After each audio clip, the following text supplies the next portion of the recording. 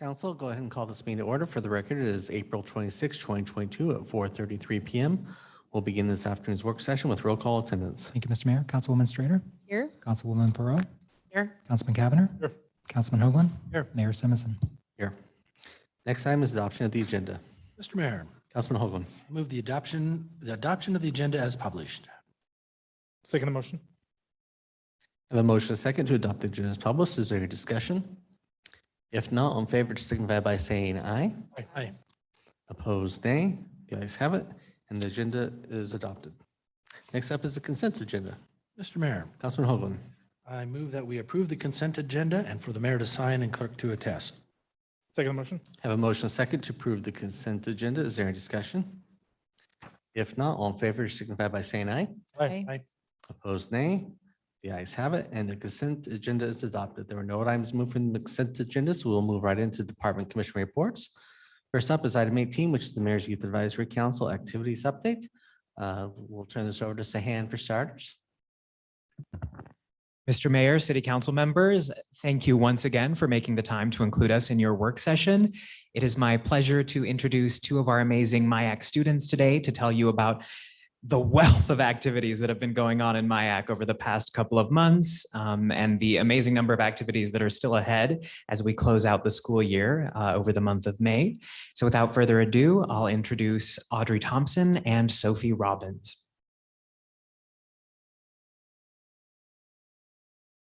Hello, so I'm Sophie Robbins. I'm the chair of MIAC this year, and I'm a junior at Renaissance High School. Hi, my name is Audrey Thompson. I am a senior at Renaissance High School and graduating. Just 5 weeks left, guys. And we will be presenting to you and updating on the events that have occurred in MIAC in this past chapter.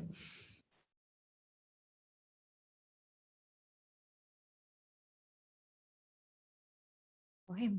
The first item on the agenda is to talk about government affairs. I am the government affairs chair of the Mayor's Youth Advisory Council. And a big project of ours in this past has been the Youth Lobby Day. During Youth Lobby Day, we had all of our members come together and collaborate in a video montage where we talked about the effects of vaping and what we would like legislators to do about it. We did send these videos to the American Heart Association, to which they will be reproduced into advertisements to be put on popular social media platforms such as Instagram.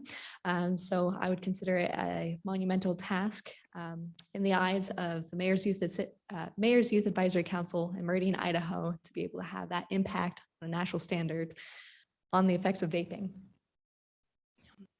Additionally, a recap, last time that I talked with you guys, I was talking about my planning and zoning game. And just a quick recap, in an effort to make government affairs more applicable and more realistic, I designed a game about planning and zoning. And we introduced that just recently in February 28th to our general city council members, and we spent the entire day playing it. It was very interactive, and we had sections where people were essentially be able to step into the shoes of city council members as citizens trying to pass bills, and as the Planning and Zoning Commission. During this event, it was extremely fun. It was competitive. We had a voting aspect, and we even drafted our own city. We trademarked it as Meridian. It's like Meridian, but more Idians is what they said it was. And we made our own districting map as well. It was a huge success in terms of people having fun as well as being educated without not even knowing it. Next is community service. All right, so I'll be talking about community service. We did a lot of stuff relating to Do the Right in the past couple of months. The first thing is we had a chalk art day in front of City Hall, which hopefully you saw before it got washed away. So over spring break, basically different MIAC members volunteered to write uplifting messages and nice drawings out front on the front steps of City Hall, obviously to sort of spread the joy and cheer of Do the Right. Here is Do the Right in chalk. Our next Do the Right event is that MIAC members walk downtown Meridian to give businesses information and materials, so specifically stickers and information packets pertaining to Do the Right Day, just to sort of get the information out about what was going on. Yes. And then finally, we had Do the Right community outreach, actually at the village. So MIAC members walked with the mayor through the village to give unsuspecting shoppers village gift cards.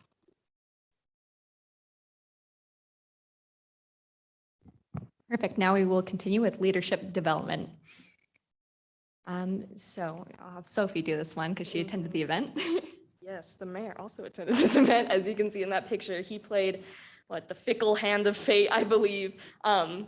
Yes, Mad City Money is basically a financial simulation event that allows students to, it kind of makes financial responsibility more accessible to students by putting it into a game form so that we can pretend like we're families and having to budget to prepare for the future.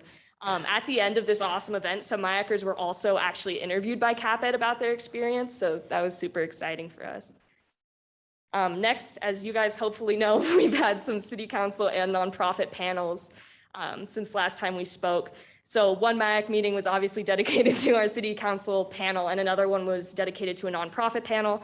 This was also to make these ventures seem more accessible to students so that they could get real information about what it's like to work with local government and also with nonprofits. Actually, this didn't make it onto the PowerPoint, but we just had our executive council elections yesterday, which was super exciting. And something that a lot of members mentioned being impactful were these two panels because it sort of inspired them to get more involved. And if I can add something, I will also add that as we grow as members and executive members of the Mayor Youth Advisory Council, I would just like to give a shout out to Sophie because we have had many speakers come to MIAC and endeavors to keep people, entertained and interactive in MIAC. I thought that a really successful and ingenious thing was to have a panel of speakers rather than just one speaker. From this, we saw a lot more interactive activity, and it was more like a discussion rather than somebody just talking to the MIAC general members. So that's something that we actually plan to grow from and incorporate into future events and even pass on to the people who are going to be replacing us. Perfect. And like I said, we are really trying to hit home on giving interactive lessons to our members because, and so we had an event planner who's a specialist in event planning. Her name is Amanda Prinsnell, but she actually gave us a professional lesson on how to plan an event. And the hypothetical event was the mayor's birthday. And in the end of it, we found out things like how to plan for financial costs, how many people are going to be there, where's the food going to be, where are the toilets going to be, where are the escape exits, and basically all the technicalities and logistics behind that. And just a fun thing, the theme of the birthday party was Candy Crush. We call it Caddy Crush, and we would have it at a golfing course. Right, so now on to some other events. So firstly, MIAC had a super awesome murder mystery party in that conference room right over there. I was there. This was just sort of an extra social event to sort of draw members in to learn more about what MIAC is and add just kind of that social aspect to our club. This was super fun, ran by our amazing advisor, Sahand, and we did recruit 2 members from this event. And then finally, some upcoming events that we have going on. So on May 21st, we're organizing a senior prom with the Meridian Senior Center. It's going to be award show themed. We are super excited for this event. And the people who have been doing that is a board of 1 executive council member, but also general council members, so that they're getting that hands-on experience of event planning as well. We are going to have an end of year party in place of our final meeting, sort of wrap up the year, celebrate everybody who's volunteered so far. Also on that day, we're going to have a mental health speaker event, and we will be making more chalk art. And then finally, on May 28th, we're going to have our peer wellness 5K, which is an event being planned by our community service committee, which is a 5K aimed to bring awareness and raise funds for mental health. Okay, perfect. And before we end, just a quick reiteration. MIAC has really focused on improving from their past events, looking at how to have people not only come to MIAC, but to be more engaged and give them more real life skills. One thing that we are going to do in the future is be reflective on what we've learned as executive members. And as we bring on this new council, we are going to truly take the time to integrate them and mentor them to try to get rid of that leeway between the learning process and actually executing stuff next year as soon as possible. So hopefully this extra step into bringing on these new members onto the executive board and teaching them about the things that we have learned will help next year's MIAC be even more successful than this one. But it's going to be pretty hard to beat. We've done some pretty awesome things. Thank you, Audrey. Thank you, Sophie. And we based on the elections last night, we will have a returning MIAC chair for next year. So, you know, they already know what the expectations were and set the bar high. And at least from the group last night, we only had 2 seniors that were leaving the group from last night. Now, I know there are a few others, but you know, I think that that's just a really strong foundation for next year for people to learn from. And the interest in serving in MIAC leadership was amazing from that standpoint. So I've been super impressed. Yeah, we had 7 people run for 1 position, which I think was like a modern MIAC milestone. Yeah. Council, any questions or comments? Mr. Mayor, Councilman Cavanagh. maybe a comment, a question. First, Audrey, Sophie, Sahan. Great. I look forward to your guys' updates every time you come. So thank you. There's some people talking behind your back, though. I was at the Association of Idaho Cities spring workshop yesterday, and one of the topics was youth councils.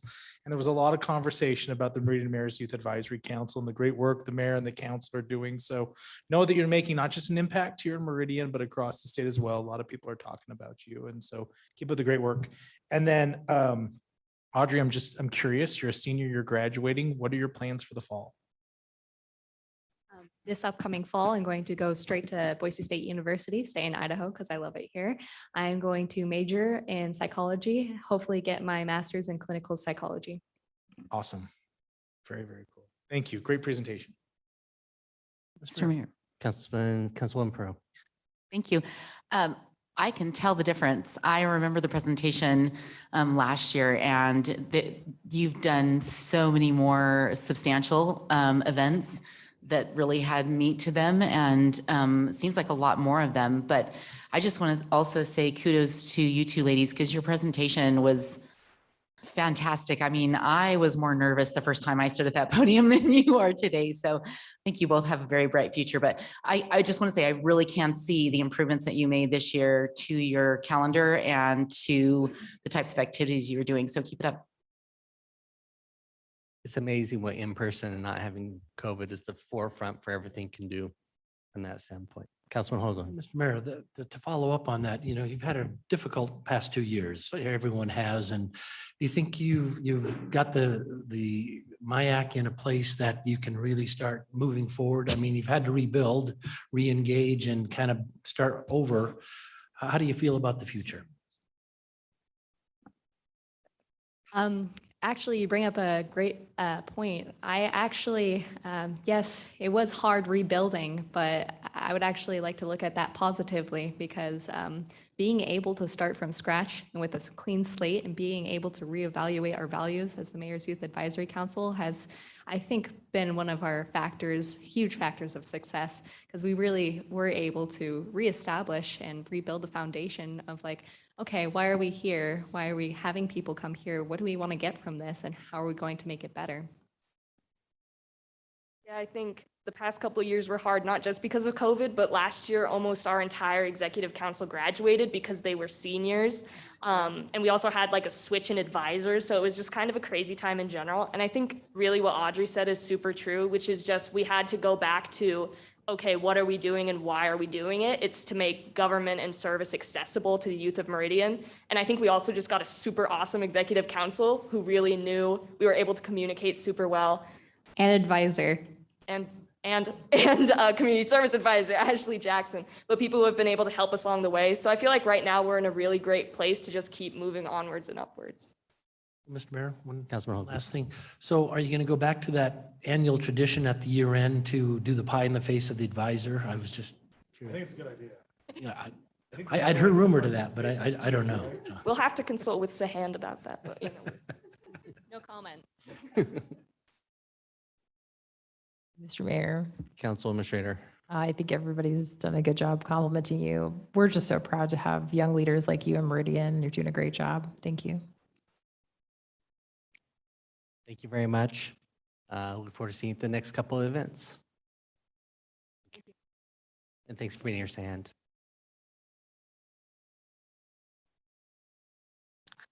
So next up will be item 19, which is our Parks and Recreation Department, cost recovery process update.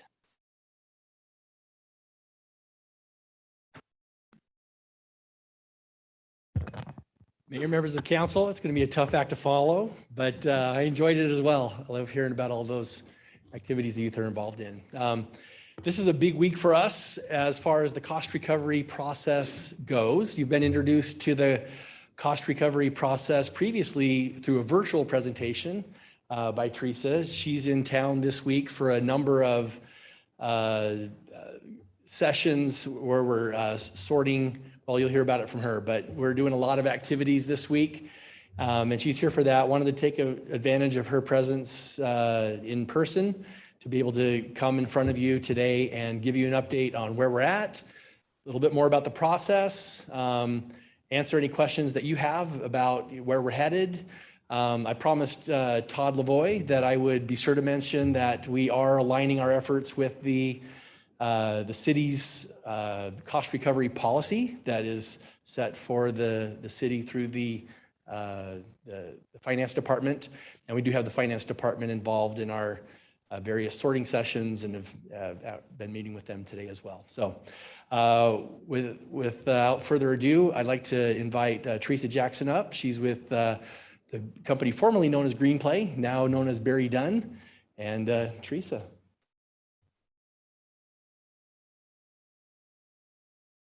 Mayor, Council, it's a pleasure to be here with you this afternoon.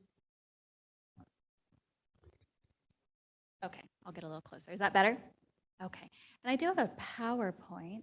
Fantastic. Again, Mayor, Council, it's a pleasure to be here with you in person today. As Steve mentioned, I did provide a virtual presentation about 45 to 60 days ago.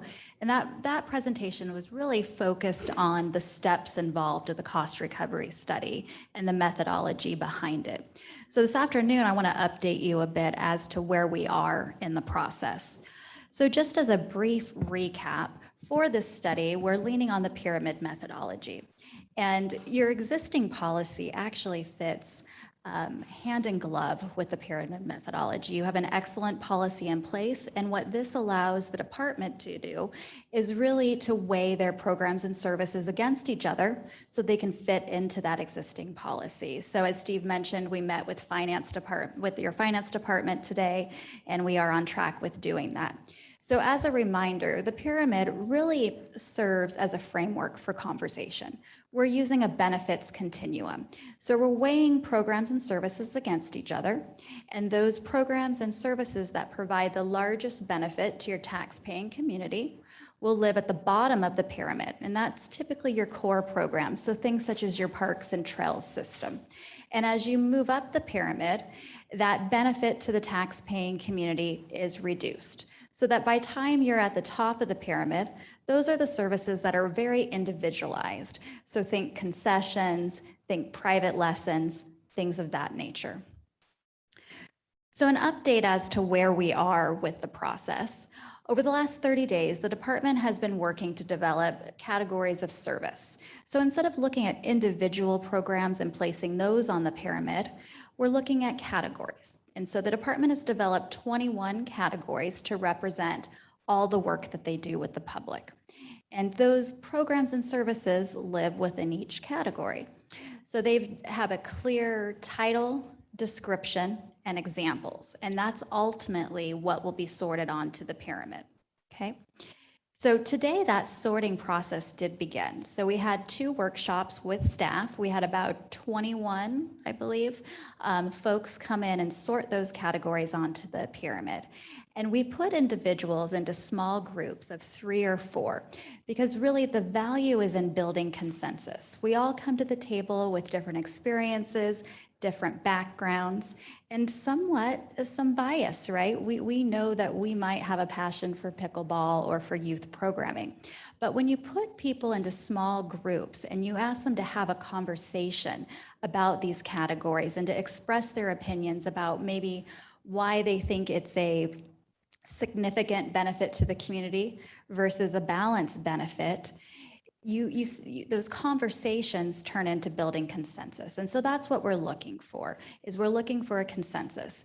And ultimately, we'll take the scoring of what we heard from staff and what we heard from the public and look at that data collectively. So the staff went through that today, and tomorrow will be with the public. And the only difference with the public sorting process is they will be paired with a facilitator. So a staff member will be there with them at the table, just walking them through those categories, asking questions, and also listening to the why behind the reason they selected a specific tier of the pyramid. So ultimately, we're looking by the end of the week to have a finalized pyramid. And so finalized pyramid is where all of those categories should live, their home tier. So we'll take the data from the staff sorting as well as the public sorting, and the project team will get together on Thursday. And a number of the categories, both parties are going to think are going to agree on their placement, but we'll have a handful of categories, maybe 25%, where there's some differences. And so those are the ones we're going to focus on understanding why there's differences. Was it a lack of understanding, or was it perhaps, staff didn't understand that benefit that the community sees? And so we'll work through those differences based on what we learned through averages and scoring, but also through the feedback we get from facilitators as to what they heard at the table. So again, we're doing those public sessions tomorrow. We have an in-person opportunity at 9 a.m. here at City Hall. Councilmember Peru, I believe you're attending that one. That'll be a great experience as we continue through this process. And then we have a virtual opportunity at 6 p.m. tomorrow night. And so we'll be using Zoom breakout rooms to facilitate that, so that again, we can do these small groups of 3 or 4 along with a facilitator. So where we're at now in the month of April is the development of those categories, as well as the sorting of the services onto the pyramid and developing that final consensus pyramid, along with finalizing the approach for the cost of service work. So what that means is, what's really important in this process is to understand current cost recovery, right? Not just at the category level, but all the way down at the program level. Because in order to set realistic goals for the future, we have to understand current conditions. And so that was our conversation with the finance department. They have done a lot of fantastic work related to this already. And so looking at how we can integrate the work that they've already done into understanding current cost recovery in our process. So as we finalize that approach, then we'll move into the May timeframe. And at that point, we should have a clear understanding of what current cost recovery is, and that will allow us to set our goals for the future and to develop recommendations and action items around those goals. So that if we do have a category that maybe we want to get up to 30% cost recovery and it's only at 10, what's the strategy to get there? Because it's not always increasing fees. We can also drill down into those expenses, right? What's driving those additional costs? And are there changes that can be made to increase that cost recovery without necessarily increasing a fee? So that will be that May-June timeframe. So this was a brief presentation this afternoon. Just kind of wanted to update you on where we're at and generally where we're headed. At this point, I'm here to take any questions you might have about the process. Thank you. Council, any questions? Mr. Mayor? Councilwoman Strader. Yeah, if you could, if you don't mind, go back to the pyramid. It sounds like you guys are going to sort through the priorities of the community and finalizing one thing that stuck out to me was you have in number 3, a whole series of youth programs, but then you have a preschool program that has perhaps a lower cost of recovery. Just wanted to understand that. Is that just, or is this an example? Is this just what's typical? This is meant as an example. This is from another agency to kind of just, so you can see what a finalized pyramid looks like. They had some layering here, but the categories from Meridian look much different because the services are different. I think this one actually has beaches on it. Yeah. not Parks. Okay, thanks. By Thursday, we'll have one of these. Not quite there. Council, any additional questions? Steve, any last comments you'd like to make?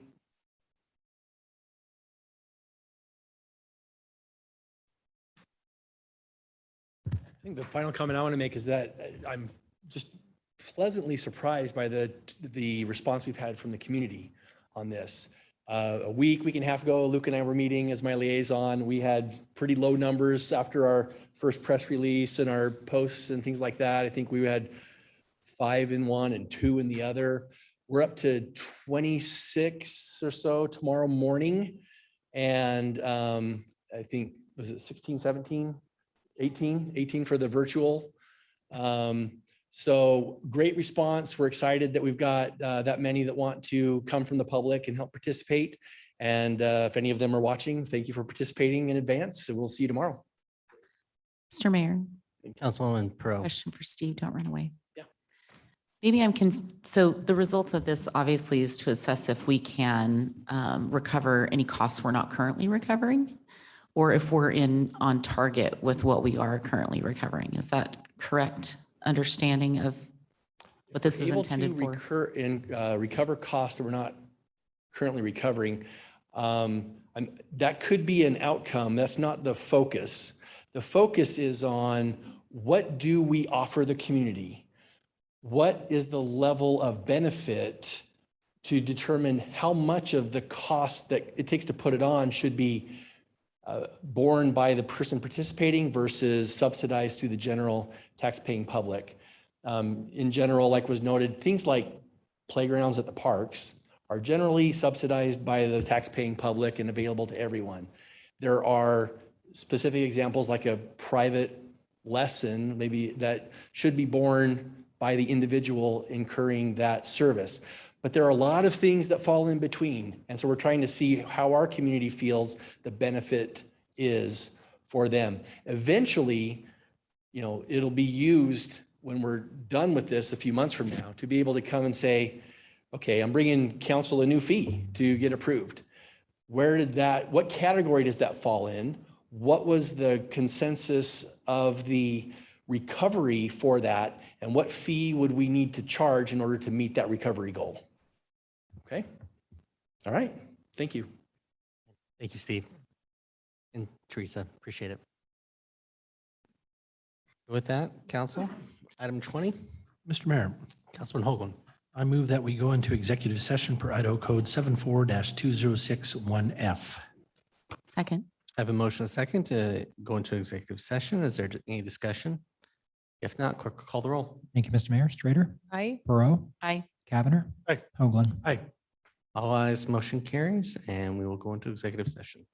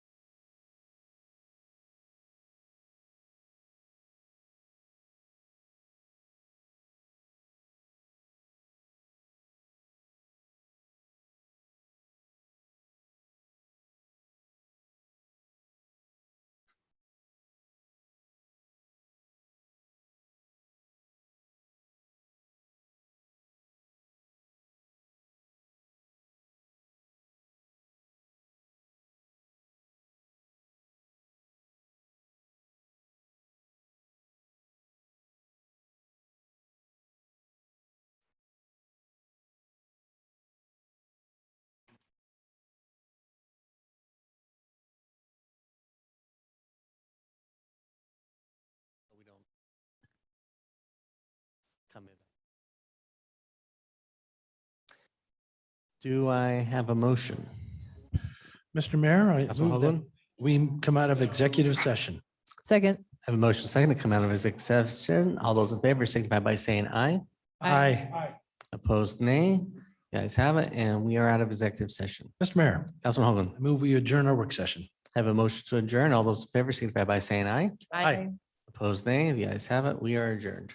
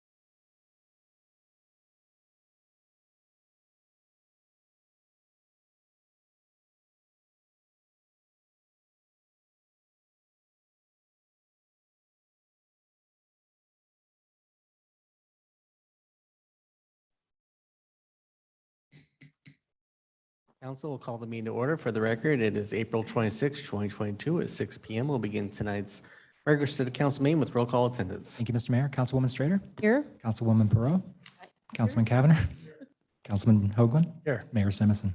Here. Next item is the Pledge of Allegiance. If you'd all please rise and join us in the pledge.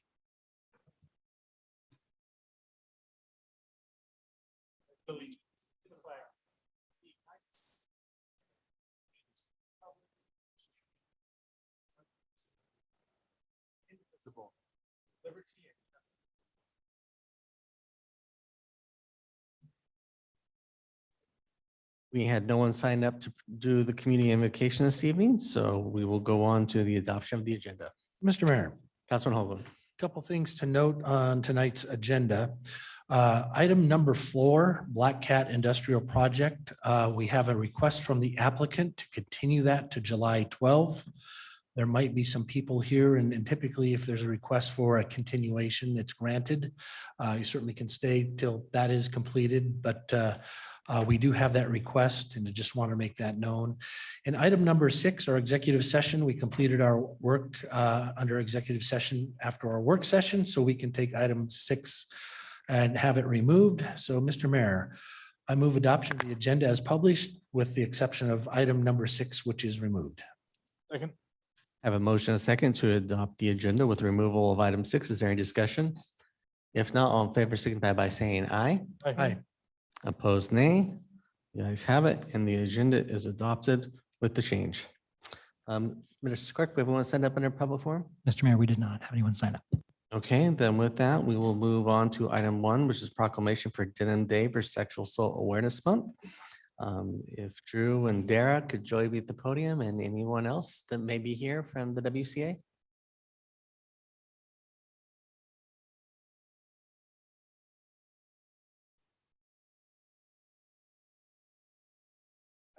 picture if you want.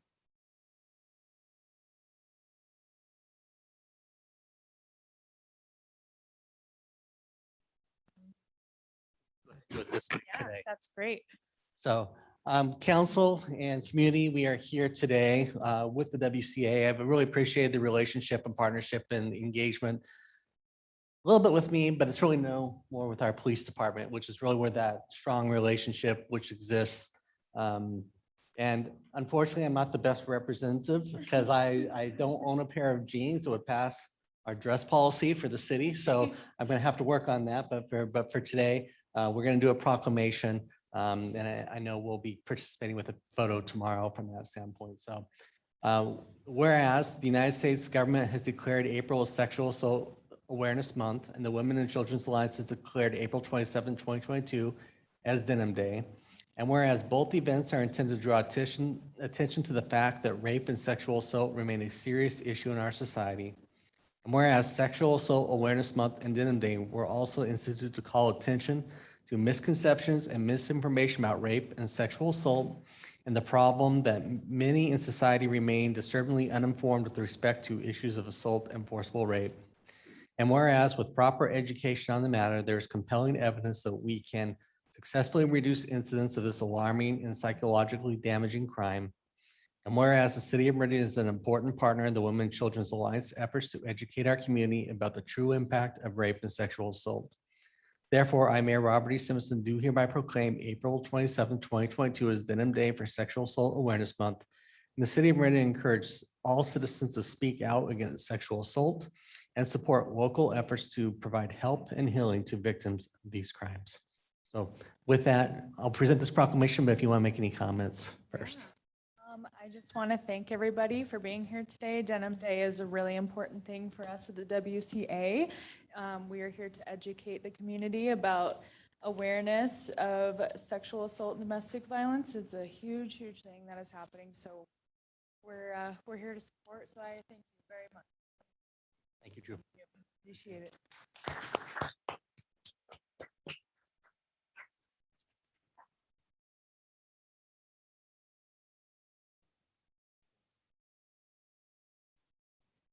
And Mr. Mayor, as you're headed back up, Councilman Hoagland. I just want to take this as a point of personal privilege. You know, we do proclamations quite often in this body, and this one is particularly important.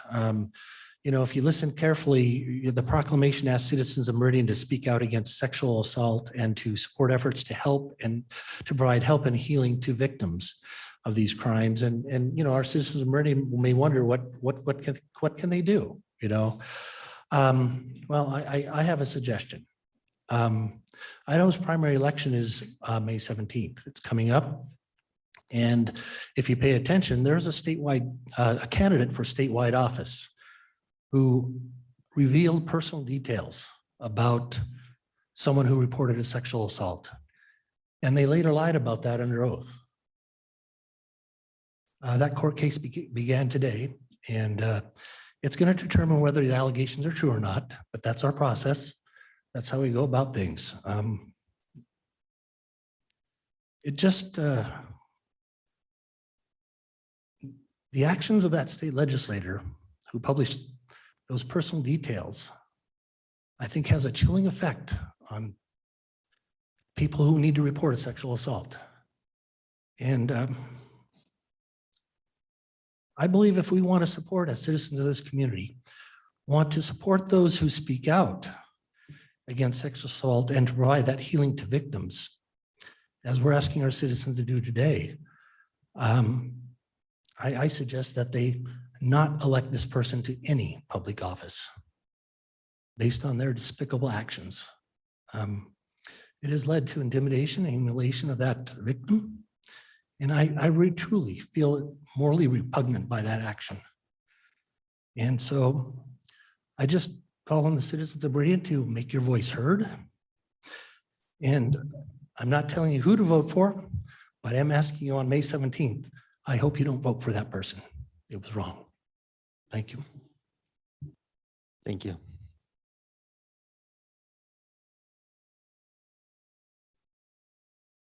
With that, we will move on to our rest of our agenda for this evening. Item 2 is a public hearing for Ruger Garden Subdivision, SHP 2022-0006. We'll open this public hearing with staff comments. Thank you, Mr. Mayor. Hopefully this is a simple one for me for once, so let's hope for that. As noted, this is for Ruger Gardens. It is a short plat. The existing site consists of 1.85 acres of land, currently zoned CG, been zoned CG since 2013. Well, probably before that, actually. Located at 6241 North Linder. It's actually in the southwest corner of Linder and Chinden.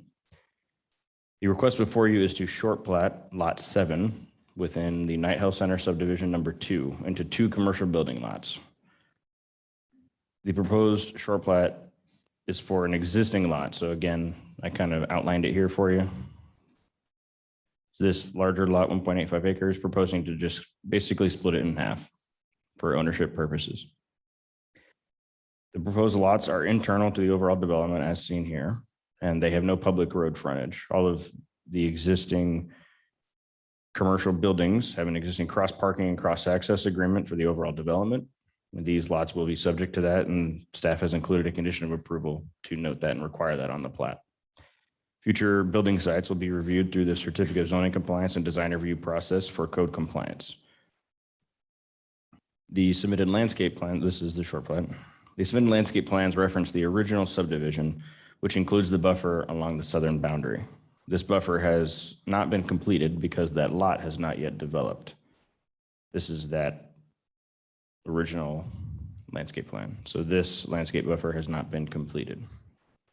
Staff has reviewed the proposed short plat for substantial compliance with the criteria within the UDC and the required zoning regulations within the CG zoning district, as well as the regulations outlined in the existing development agreement. And the short plat is in substantial compliance with all of those. After that, I will stand for any questions. Thank you, Joe. Council, any questions for staff? Okay, is the applicant here?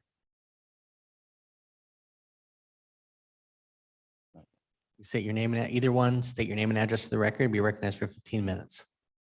Great. Thank you, Mr. Mayor. Council members, thanks for having me. My name is Ethan Mansfield. I work for Hawkins Companies, 855 West Broad Street in Boise, Idaho. We are the developer on the project. We're pleased to present the short plat SHP 2022-06. It's a 2-lot short plat on a 1.85 acre parcel located at 6241 North Linder, on the southwest corner of Chinden and Linder. Joe covered pretty much everything. So thank you, Joe, for the presentation. I'll just, kind of just go over some of the high points that I think are interesting. As Joe said, it's zone CG, general commercial, and is located within a commercial subdivision, the Night Hill Center subdivision. Hawkins is purchasing the north 1 acre lot from the developer of the existing center.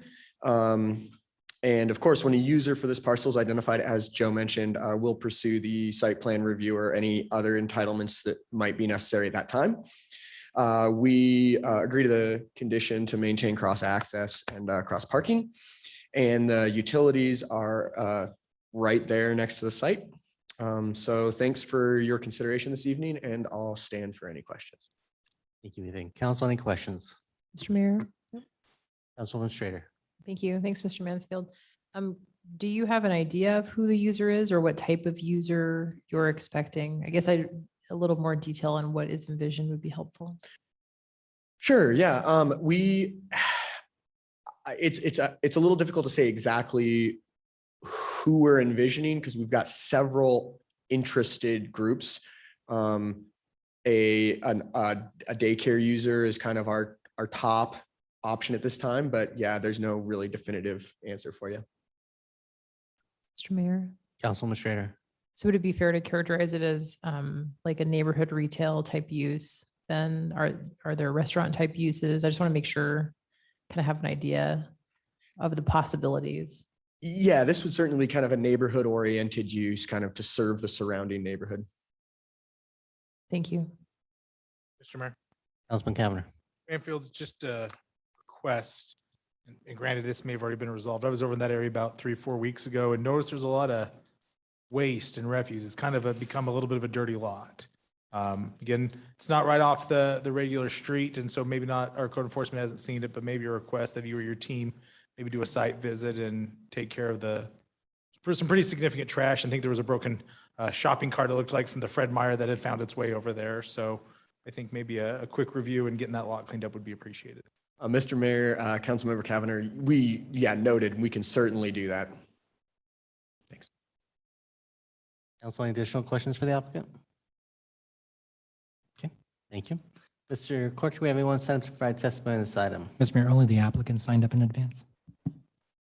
Okay, well, if there's anybody that would like to provide testimony, if you'd like to come forward, Ethan, go ahead and have a seat and go ahead and come on up and you'll be recognized for 3 minutes. Just state your name and address for the record, please. Excuse me. I'm Paul Savoy and I run the Savoy Gallery down the street. And I support Meridian, Idaho a lot. Mr. Boyd, can you speak in the mic? Yeah. The question I have, is there any zoning change request involved in this request? We'll just let staff answer. Mr. Mayor, no, just to split the lot in two. That's it.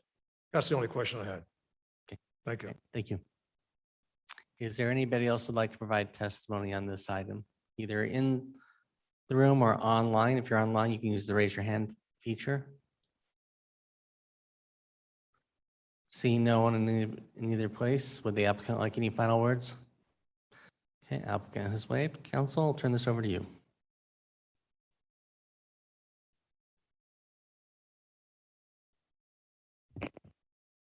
Mr. Mayor, Councilman Hoagland. I move that we close the public hearing on SHP 2022-0006. Second. I have a motion and a second to close the public hearing. Is there any discussion? If not, all in favor signify by saying aye. Aye. Opposed, nay.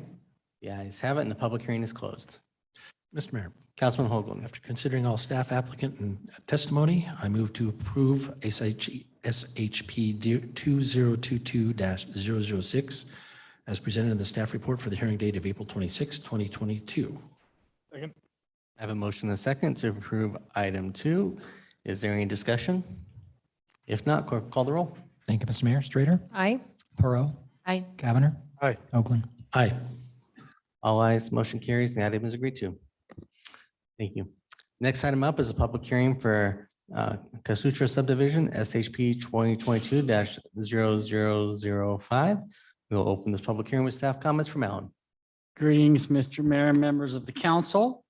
This is a short plat. The site consists of 3.8 acres of land. It's zoned IL. It's located on the west side of South Locust Grove Road, north of East Water Tower.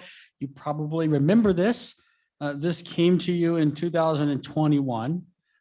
This was an annexation for 3.5 acres of property. So this property here, this was an annexation for this to construct a 67,000 square foot warehouse as an expansion of the existing Intermountain Wood Products building.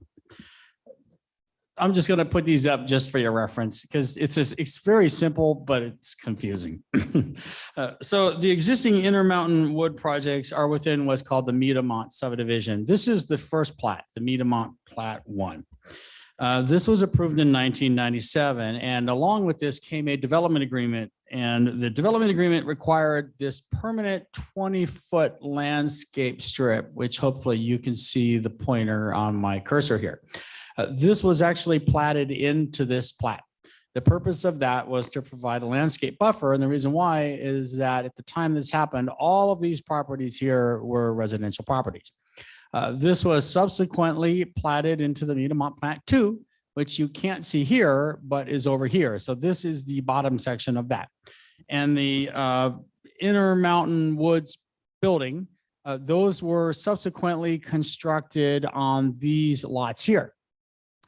Oh, sorry. Yeah, the existing buildings were constructed on these lots here.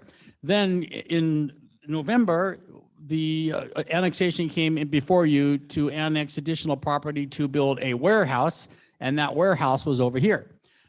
When they were originally going through all the early planning for this warehouse, the Stonebridge Property Owners Association sold the applicant this little sliver of land, And then the applicant chopped down all the trees. Again, you probably remember all this from the annexation. Staff said, wait, you need to stop on this. There's a development agreement, says you have to have all these trees, et cetera, et cetera. Came in front of you. You approved a development agreement modification for the applicant to not have to provide those trees with the requirement that the amount of trees that they chop down, that caliper inches has to be planted somewhere else on the property.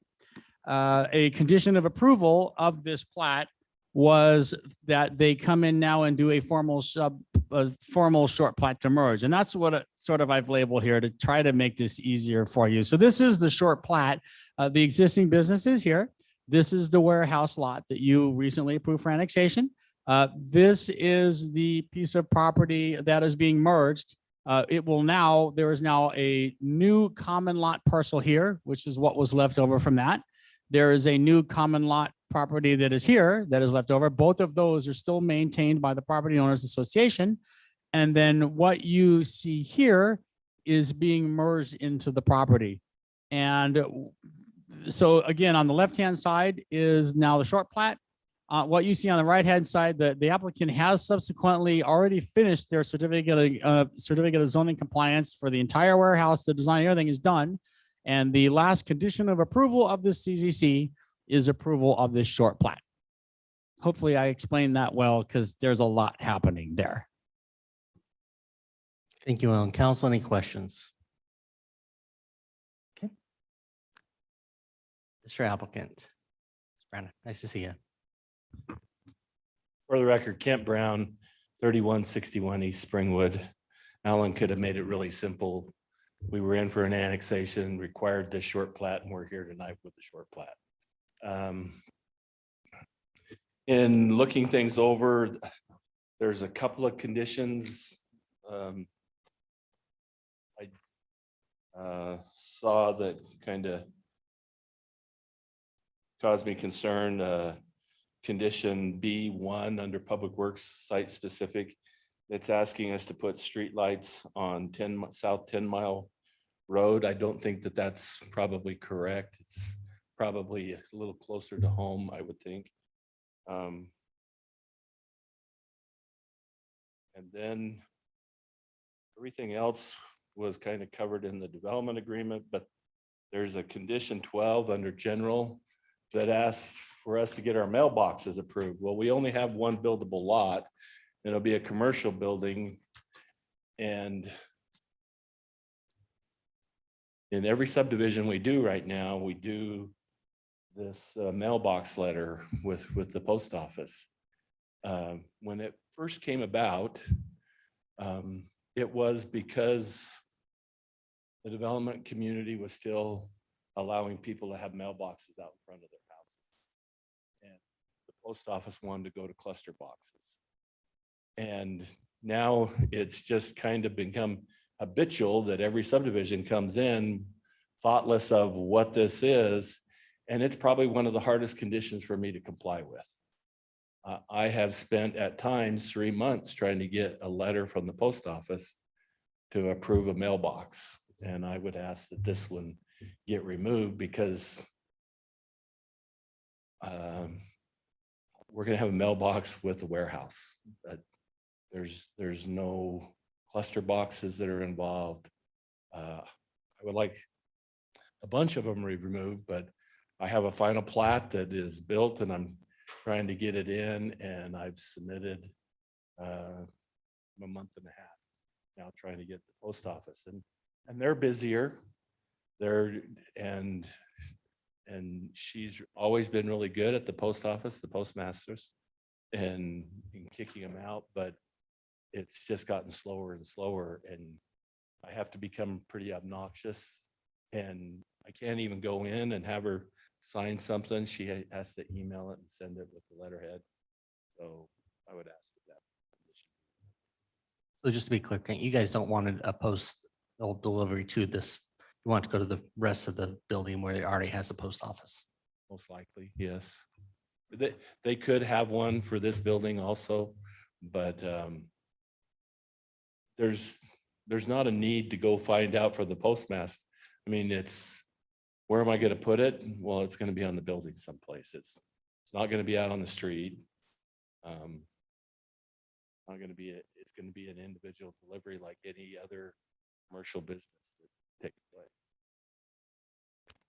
Council, any questions for the applicant or staff clarification on those two items? Mr. Mayor. Councilman Cavanagh. Open Allen, I don't think I've ever received a request about post office coordination. I don't think I've ever had anybody push back on that condition. So I'm curious about staff's response. If you got any feelings, I mean, can we modify this for it to not have any type of postal service? Is that allowed? I mean, I'm kind of shooting in the dark on this one, Alan. So I'm hoping you as a subject matter expert might have some advice or direction for council. Alan Tiefenbach, Associate Planner. I'm caught off guard. This is actually the first time I've heard this issue. That's a standard subdivision comment usually intended for subdivisions. In this particular case, this warehouse is part of a larger business. I would leave it to the applicant whether they think that there's going to be additional mail sent to that address. I don't have any significant comments one way or the other about that. As far as Public Works, should have noticed that Public Works didn't delete their comment in their general comments. It might not have been a very good answer, but I'm not sure what to tell you. Mr. Mayor. Councilman Cavanagh. So Kent. So we are asking that we'll have postal delivery. I'm not asking that we don't. It's just getting the exact location. But what I give her is a map, and put an X on it, and this is where and I've never had, well, you need to move that someplace else from the Meridian postmaster. I think it's really interesting because this is red tape that I created when I was at Boise City in the 90s. And actually we got a promise from the postmaster for the area that he would have these turned around within 24 hours. I'm doing a large development in southwest Boise, and we spent 6 months because it kind of freaked him out about seeing the big picture. I know that you guys are familiar with the Oaks from stuff that's been going on. It's like locating all the post office boxes. If I got to do this pain, and I view that it's easier for the postmistress if I get it all at one time, and so then I can do a project and not have to go to her with every single phase. I try to do it that way. And I've never had Meridian come back and say, move it. I've had other jurisdictions say it would be a little safer for our delivery person if they're not standing out in traffic at this location. But that's the only comments I've ever gotten in the hundreds of these that I've done. Mr. Mayor. Councilman Cavanagh. Can't, because this is at least a foreign request for me. I'll be honest, I'm not supportive of your request tonight because I'd like to get some insight from the Postal Service kind of about this. And so from your perspective, are you supportive of a continuance to allow us some time to engage with the Postal Service, or you'd rather leave the conditions as is? I'm in the process of having a highway district sign this plat as we are right now. And with this approval tonight, I'll have the health department sign in a couple of weeks, and I can start sending a request to the postmistress to get a mailbox approved. Okay. I'll do that. Thanks, Ken. Yeah, Mr. Dolsby, do you have any comment on the lights on 10 Mile comment? Mr. Mayor, members of the council, that comment, obviously, the 10 Mile is, I'm guessing, a mistake in the comments. It was meant to be lights on Locust Grove and not on 10 Mile, if there's lights of it required on there. We have already done the zoning certificate. I didn't see any requests for lights on that. That site plan. Yes, thank you. I looked at the zoning certificate approval. I didn't see any lights shown on that plan, which staff and the architect have worked out, but that could be a mistake too. The reason that a short plat ends up being kind of interesting in this mechanism is that I don't have construction drawings. I mean, we have a sewer stub, we have a water stub, we connect to it, we put in a fire hydrant. It is a different animal in the subdivision world where someone's reviewing a construction drawing. There's existing sidewalk out on Locust Grove. We're not, we put in a curb approach and close the curb approach. 2 curb approaches is what we're going to close. So it's a pretty simple part of the process. But we're not opposed to doing lights if somebody asks us, but I don't know that we have a light requirement. Hopefully not on 10 Mile. Council, any additional questions for the applicant? Mr. Mayor. Councilman Hoagland. So Ken, just to that condition, it says a streetlight plan has not been submitted or approved. If streetlights are required on Locust Grove, the applicant would comply. So something like that would work. Yeah, just change that to Locust Grove. Okay. Anything else? Mr. Clerk, we have anyone sign up on this item? Mr. Mayor, we did not. Okay. Is there anybody in the audience or online that would like to provide testimony on this item? If so, come forward now or use the raise your hand feature.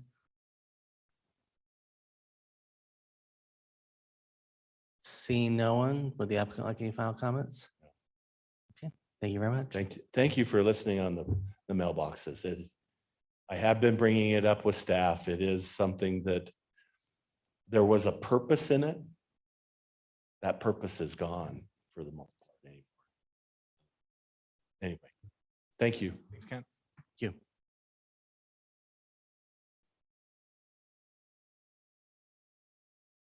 Mr. Mayor.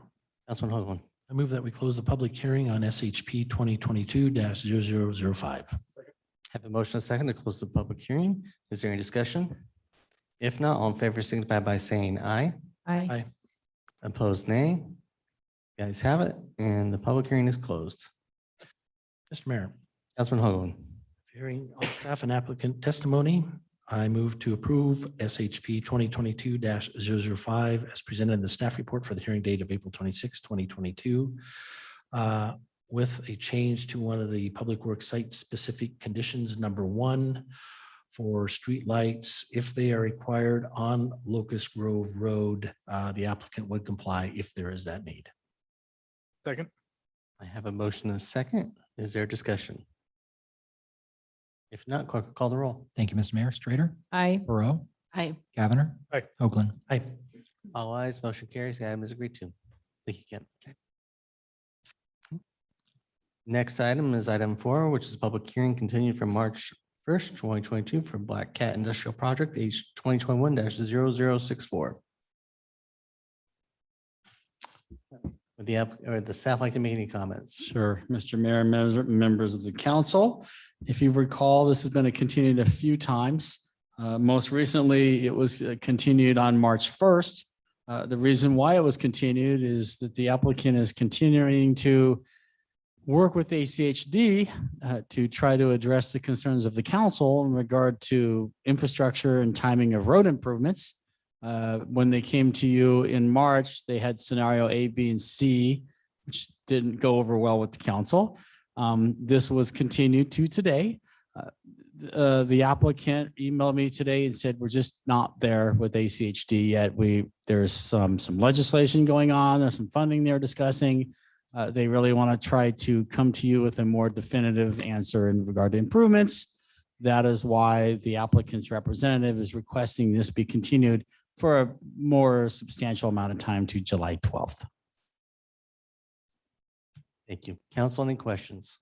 Mr. Mayor. Councilman Hoagland. One question regarding continuance to July 12th. Are we going to have to renotice this hearing? I'll turn that to Mr. Neri. I believe it's a date certain, but Mr. Mayor, members of the council, it has been the practice of the council to require renoticing when there is that extended date out. And normally the council would then require the applicant to pay for it. It is in our code. that can be directed towards the applicants. It's their request. Mr. Mayor, Councilman Cavanagh. or maybe any motions are made, just want to make the council aware. I'll be absent on July 12th. Not saying that we need to continue it to a different date or absolutely have it that date. Just wanted those of you to be aware. I won't be making the motion since I'm not here. I'm not going to be here for it, but I just wanted council to be aware of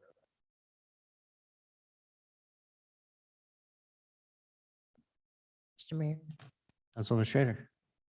I may not be here July 12th. I am not as organized as Councilman Cavanagh. My kids will be attending something, so it's possible that I'll be absent that day as well. I just don't know yet. Just FYI. Mr. Mayor. Might you also be absent on the I have no idea. I have no plans. Councilman Hoagland? Asking our clerk, what would the following week, the 17th, 19th look like?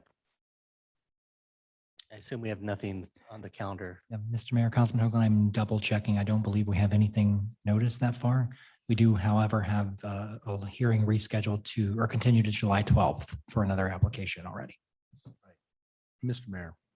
Councilman Hoagland. Yeah, that's a consideration. They've requested to July 12th. They're not here to represent themselves. The applicant is online, Mr. Mayor. Oh, good. And they are raising their hands, so. Yeah. Yes. Would the applicant like to unmute themselves? Can they unmute?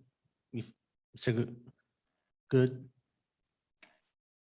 Mr. Mayor, members of the council, can you hear me? Very low. Hard to hear. How is this? Is this better? Yes. Yes. Thank you for the opportunity to weigh in. July 19th works just fine. And just for the record, if you can state your name and address.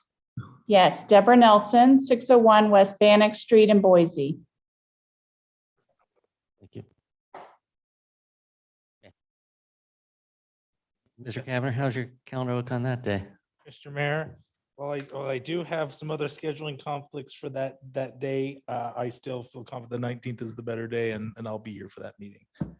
Maybe a request for a clerk that we maybe limit the other application items, other items on the 19th, maybe just holding this one particular item would be helpful though. Yeah, I'll definitely be here. Okay. All right, then with that, do we have a motion? Mr. Mayor. Councilman Hoagland. I move that we continue the public hearing for Blackpad Industrial Project H 2021-0064 to July 19th, 2022, and with the condition that the applicant is required to renotice this public hearing. Second the motion. I have a motion and a second. Is there discussion? Oh, sorry. We will go back to take public comment from the public on this item. Okay. Sir, if you'd like to come forward. Just say your name and address for the record, please. It's too high. Just pull it and point it right to your mouth. There you go. Okay. Yeah, Paul Savoy, and of course, I'm a Meridian resident. I have property on Overland Road, which is in the area that he wants to make a change to the zoning, which is Black Cat. Now, this has come up before and it's been delayed again. And to me, as an investor, it's a pure speculation. This is not a request for permission to build something or to provide a service. It's just to rezone a piece of land. And that piece of land, I would be bidding on it also. If you're going to take a piece of agricultural land and make some sort of commercial idea out of it, you're in a wonderful area of Meridian, which is so far has been not developed. And it is a pretty area of Meridian. I would hate to see that area become commercial when there's good housing in that area and there's already commercial availability of space. This to me is a pure speculation. And I don't like the idea of that at all. And this has been delayed more than once. So I don't understand why the party can't get their act together. Any questions for me? Council, any questions?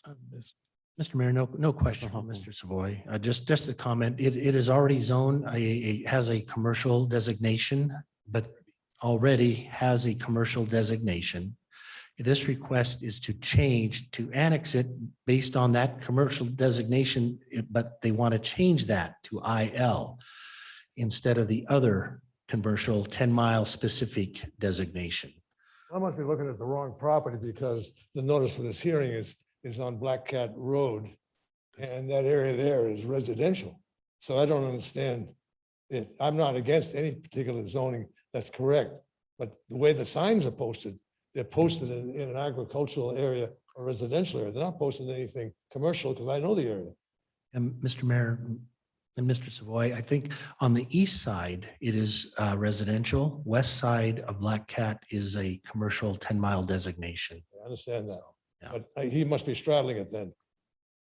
And they do have an application for residential on one side, I have no on problem the with east that. side. And then on the west side, they want to change that commercial designation to IL, industrial. I don't think that's a good idea in that area. If you look at that area, it's a very pretty area. If you're gonna have commercial, you look at what is happening with Amazon. No, they have bunched their area there and it's well done. And there's lots of areas that can contribute to the commercial development of property in the area. Doesn't have to be in some of the choice areas. In fact, on my street are the best trees that are existing still today from 90 to 100 years ago. And we like to keep that thing going. And I have a property right on the hill there that's residential, about 10 acres. I'm not going to sell that property. I want to keep it like that for a long time. But if I get pressed in there and I'll just sell it and go somewhere else. I just think that's a horrible thing to do, to take a beautiful area like that and hem it with something that is potentially commercial. And Mr. Mayor? Yes. Follow up, Mr. Savoy, and this is down at Black Cat and Franklin Road. Right. Right. So what I would ask you is to come back on July 19th. We'll be taking testimony That'd be fine. to that. So that'd be great to have your comments on the record there during that time. Absolutely. Great. Thank you. Thank you. So with that, Mr. Council President, would you like to restate your motion? Yes, Mr. Mayor. I move that we continue the public hearing for Black Cat Industrial Project H 2021-0064 to July 19th, 2022, and with the condition that the applicant is required to renotice the hearing. I have a motion and a second to continue item 4. Is there any discussion? If not, all in favor signify by saying aye. Aye. Opposed, nay. The ayes have it, and the item is continued. Next up is item 5, which is ordinance number 22-1977. Ask the clerk to read this ordinance by title.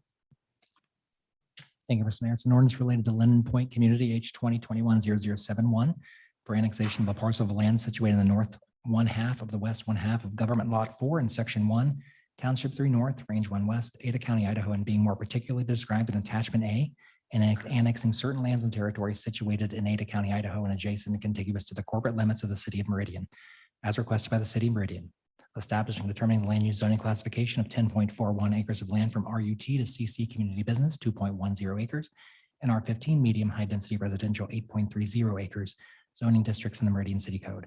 Writing the copies of this ordinance shall be filed with the Ada County Assessor, the Ada County Recorder, and the Idaho State Tax Commission as required by law, and providing for a summary of the ordinance, providing for a waiver of the reading rules, and providing an effective date. Thank you. Council, you've heard this ordinance read by title. Is there anybody that like it read in its entirety? Seeing none, do I have a motion? Mr. Mayor, Councilwoman Pearl. I move that we approve ordinance number 22-1977 with a suspension of rules. Second. I have a motion and a second to approve ordinance number 22-1977 under suspension of rules. Is there any discussion? If not, clerk will call the roll. Thank you, Mr. Mayor. Strainer. Aye. Perot. Aye. Cavanagh. Aye. Hoagland. All ayes, motion carries, and the item is agreed to. Council, anything under future meeting topics? Mr. Mayor, Councilman Cavanagh. that makes sense as you and the council president engage a future conversation or an updated memo about mailbox requests and the process with engaging the postal service, and if we need to look at maybe any potential changes. Maybe a meeting topic may be handled via email, but just based on tonight, a suggestion. And Clint's in charge of that. Okay. Anything else from council? Then do I have a motion to adjourn? Move we adjourn. Have a motion to adjourn. All in favor, signify by saying aye. Aye. Opposed, nay. The ayes have it. We are adjourned.